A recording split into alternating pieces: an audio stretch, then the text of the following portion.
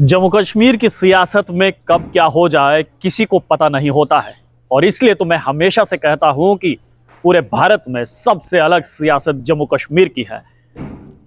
नेताओं का भाषण ही ये बता देता है कि किस साइड में वो जाने वाले हैं, और कब कौन नेता अपना बन जाए किसी को नहीं पता, कब अपने पराये बन जाए ये भी नहीं पता होता है। आपको हम बता दें कि इस वक्त एक बड़ी खबर आ रही है सूत्रों के हवाले से।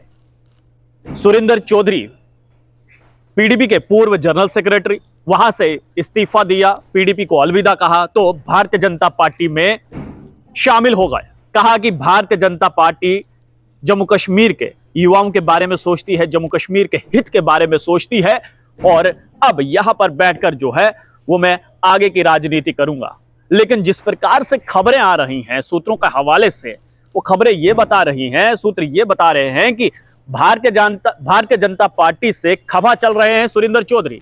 सुरिंदर चौधरी एक कद्दावर नेता है। अगर मैं बात करूं नौशहरा की, तो नौशहरा में सुरिंदर चौधरी का एक अच्छा खासा वोट बैंक है।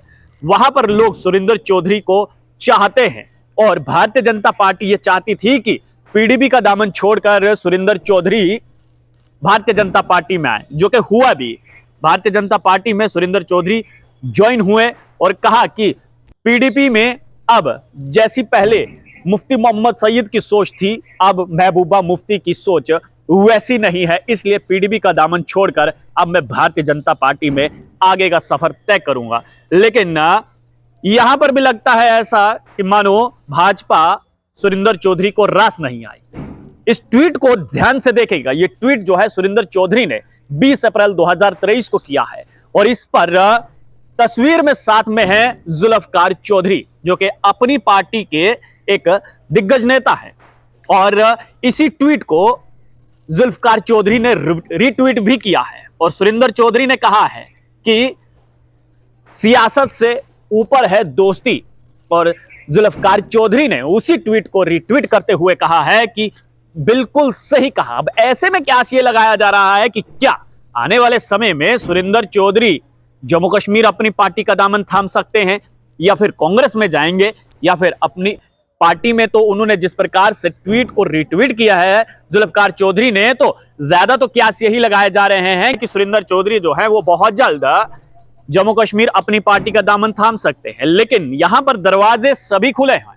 क्या सुरिंदर चौधरी कांग्रेस में जाएंगे, क्या सुरिंदर चौधरी नेशनल कॉन्फ्रेंस में जाएंगे, या फिर घर वापसी करने वाले हैं सुरिंदर चौधरी, पीडीपी का दामन थामेंगे फिर से, या फिर कांग्रेस में जाएंगे? रास्ते सभी खुले हुए हैं। या फिर कहीं ऐसा तो नहीं कि गुलाम नबी आजाद की पार्टी में सुरिंदर चौधरी जाने वाले हैं? सवाल बहुत सारे हैं। हमने बहुत कोशिश की सुरिंदर चौधरी से बातचीत करने की, और उनसे यह जानने की कोशिश की कि जिस प्रकार से ये खबरें सामने निकल कर आ रही हैं, इन खबरों में कितनी सच्चाई है। लेकिन उनका फोन आउट ऑफ रीच था, इसलिए हमारी बात सुरिंदर चौधरी से नहीं हो पाई है। लेकिन जिस प्रकार से सूत्र खबरें दे रहे हैं कि बहुत जल्द जो है सुरिंदर चौधरी भाजपा का दामन छोड़ सकते हैं, और एक नई राजनीतिक पार्टी में जो है वो ज्वाइन कर सकते हैं। लेकिन अब सवाल यहां पर यह है कि ये वो दिग्गज नेता है जिसने पीडीपी का दामन छोड़कर भाजपा का दामन थामा था। आखिर ऐसा भाजपा में क्या हुआ कि इस प्रकार की खबरें जो है वो सामने निकल कर आ रही? और अगर सुरिंदर चौधरी भाजपा को छोड़कर कोई दूसरी पार्टी ज्वाइन करते हैं, तो ऐसा भाजपा में क्या हो गया कि सुरिंदर चौधरी खफा हो गए?